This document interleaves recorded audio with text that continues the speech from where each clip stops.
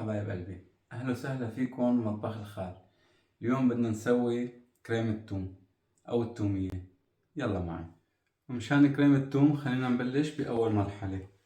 بدنا نجهز النشا. في عنا هون نص لتر مي، نحط له 3 معالق نشا هيك مليانين، 2 3 طبعا على البارد. ميتنا بعدها كلها هلا على البارد. بنحركها مظبوط حتى النشا كله يدوب مع المي، ومنشغل الغاز هلا.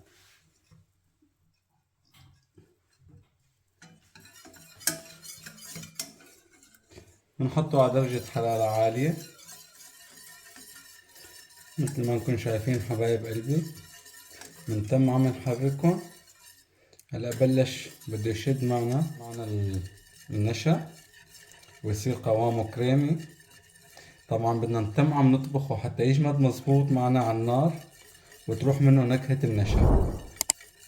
شايفين حبايب قلبي؟ بنتم هيك عم نطبخه وعم نحرك مظبوط.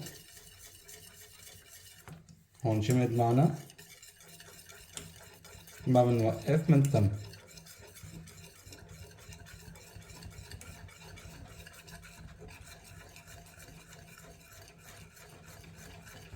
نطبخه شوي زيادة، كل ما طبخناه شوي أكتر بس بحيث إنه ما نخليه يحترق. هيك بتروح منه نكهة النشا نهائيا.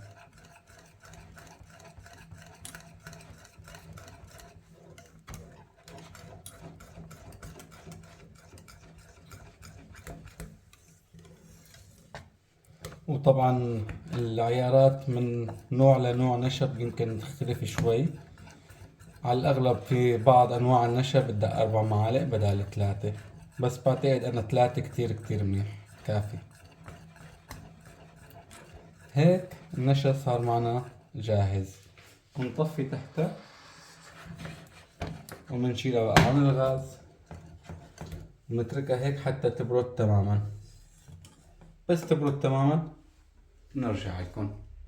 وهلا حبايب قلبي بعد ما برد عنا النشا بنجيبه بنحطه بالخلاط.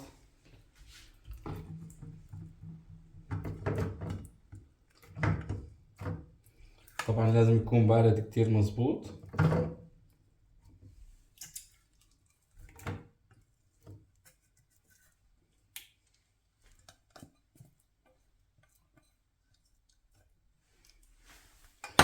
وفي عنا هون معلقة صغيرة ملح وربع معلقة سكر من المعالق الصغيرة. وفي عنا هون عصير ليمون حاطينه، طبعا قدر 4-5 معالق أكل عصير ليمون. فيكن تحطوا حمض الليمون، فيكن تحطوا عصير ليمون فريش، عصير ليمون جاهز. وفي عندي هون قدر 8 اسنان توم. طبعا التوم حسب الرغبة، فيكن تخلوه قليل فيكن تخلوه كتير أكتر.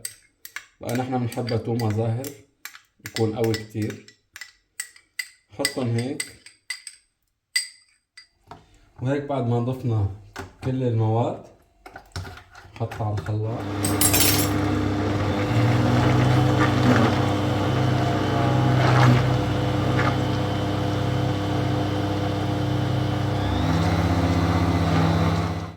وهلا هيك حبايب قلبي بعد ما خفقناهم مظبوط نرجع بنشغل على الهادي، بنضيف الزيت شوي شوي بشكل خيط،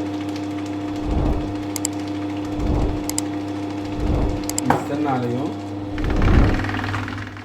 وهيك حبايب قلبي بعد ما ضفنا الزيت بنشوف قوامه كيف. انا بالنسبة الي شايف انه هيك تمام، يعني اكلت معنا تقريبا قدر كاسة شاي زيت نباتي. هيك بتكون صارت تومية جاهزة. ان شاء الله صحتين وهنا.